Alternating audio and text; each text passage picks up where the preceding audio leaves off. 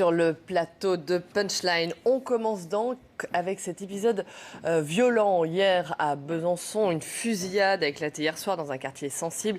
Bilan 3 blessés, dont 2 grièvement. On va d'abord faire le point sur ce qui s'est passé avec vous, Sandra Buisson. Merci d'être là.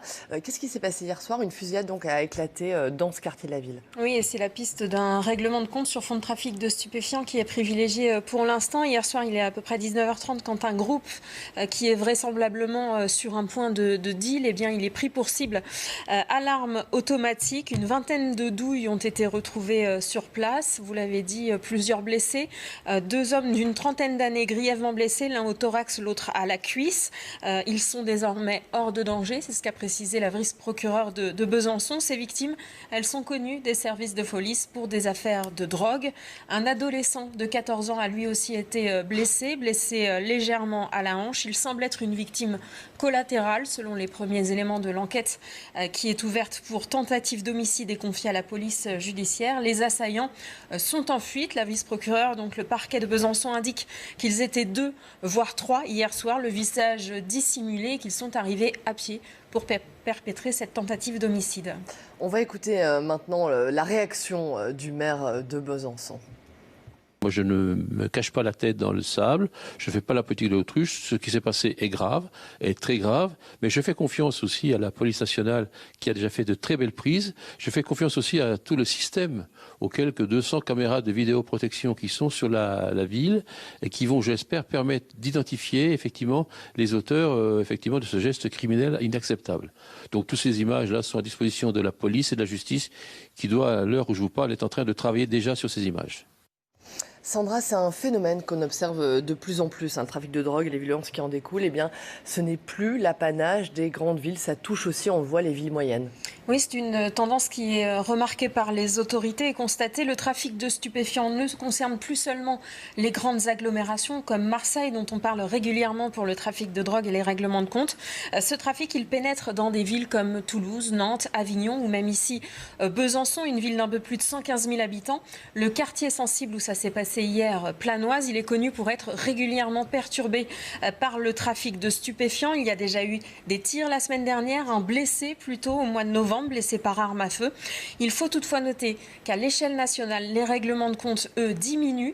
On était à l'automne dernier à 45 contre 117 en 2015. Et puis, ce trafic de stupéfiants, il pénètre même encore davantage dans le territoire puisqu'il s'invite aussi dans les zones rurales. Une source sécuritaire nous parlait il y a peu d'un trafic de fourmis, de petits réseaux. Et puis, l'autre constat, c'est qu'on n'a jamais consommé autant de drogue en France que l'an dernier. Et on n'a jamais arrêté autant de trafiquants et démantelé autant de trafic. Merci beaucoup, Sandra, pour cet éclairage. Nous sommes justement en ligne avec Ludovic Fagot. Bonsoir. Vous êtes conseiller municipal Les Républicains à Besançon. Est-ce que ce qui s'est passé hier soir, cette fusillade, ça vous inquiète bien sûr?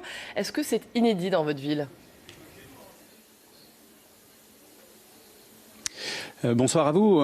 Oui, ça inquiète très fortement, surtout qu'on a changé hier soir concrètement de catégorie, puisque là on a affaire vraiment à du grand banditisme. C'est vrai que depuis un certain temps, on a quelques secteurs de vie sur les quartiers bisontins qui ont été victimes un petit peu de ces règlements de compte, avec quelques dommages parfois collatéraux.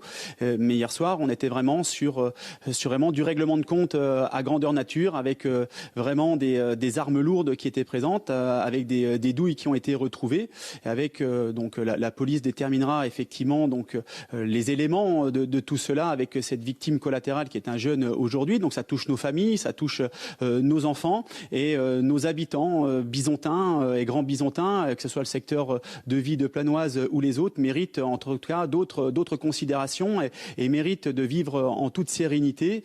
Et donc c'est vraiment très alarmant que nous puissions être sur ces éléments-là, surtout que nous, au quotidien, depuis un certain nombre d'années, nous demandons que des mesures fortes soient installées et mises en place, que ce soit l'armement de nos policiers municipaux, que ce soit également le renforcement des missions de la police municipale et nationale qui font aujourd'hui très bien leur travail, mais il faut davantage coordonner l'ensemble de ces missions-là et d'autres opérations qui doivent se mener en termes éducatifs et aussi de travailler en lien avec les associations pour pouvoir le développer et essayer en tout cas à notre niveau de résoudre et d'éradiquer ce fléau qui touche nos secteurs de vie, parce qu'aujourd'hui, ce sont vraiment les drogues dures qui sont rentrées dans nos quartiers et qui font tant de dégâts et tant de ravages. Justement, Ludovic Fagot, qu'est-ce que vous demandez ce soir? Vous interpellez l'État, vous interpellez les autorités?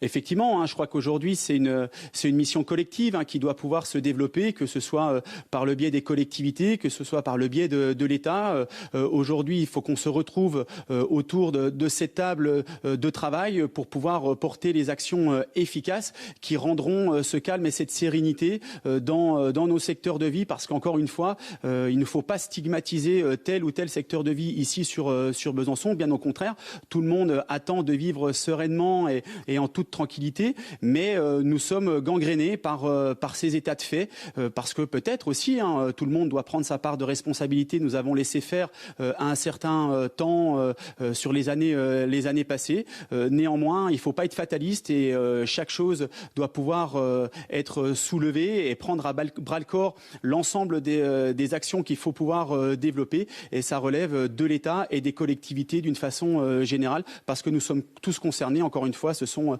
nos enfants, nos familles qui demandent à vivre en toute tranquillité.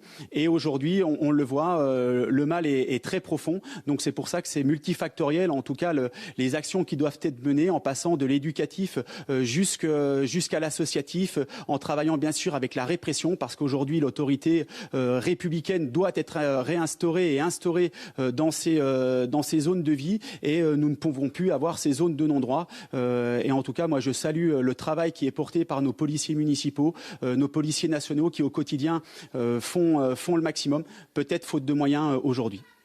Merci beaucoup Ludovic Fagot, merci beaucoup d'avoir été avec nous, et merci à Sébastien Bendotti pour la réalisation de ce duplex. De retour en plateau pour Punchline avec mes invités que je vous présente. Enfin, Laurence Saillet, chroniqueuse politique, bonsoir.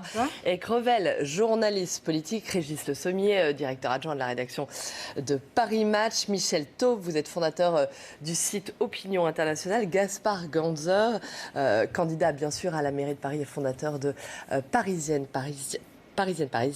Et Rose Améziane, bonsoir, vous êtes présidente de l'association Éthique. On va parler avec vous, ce premier débat sur ces violences qui éclatent désormais dans les villes moyennes. Il y a eu Grasse, ça c'était lundi soir, une cinquantaine de jeunes qui ont affronté les forces de police. La nuit dernière, Besançon, une fusillade avec des armes automatiques, des armes de guerre. La police nous dit de type Kalachnikov. On est effaré devant ce type de violence. Régis Le Sommier.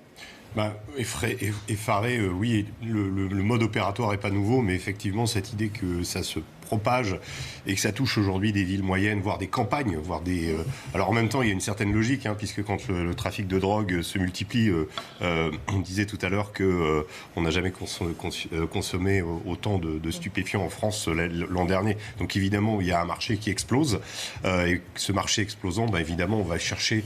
les trafiquants vont chercher à se dissimuler, ils vont chercher à pouvoir faire leur laboratoire finalement et préparer leur drogue. Donc des villes moyennes, des petites villes peuvent être effectivement aujourd'hui touchées, et c'est plus simplement les quartiers marseillais, c'est plus simplement les meurtres à la Kalachnikov qu'on voyait qui défrayaient la chronique régulièrement à Marseille l'an dernier. Gaspard Ganzer, c'est un phénomène qui se généralise, on le voit. Alors c'est un phénomène qu'on connaissait malheureusement bien dans les grandes villes, à Marseille, à Lille ou surtout à Paris.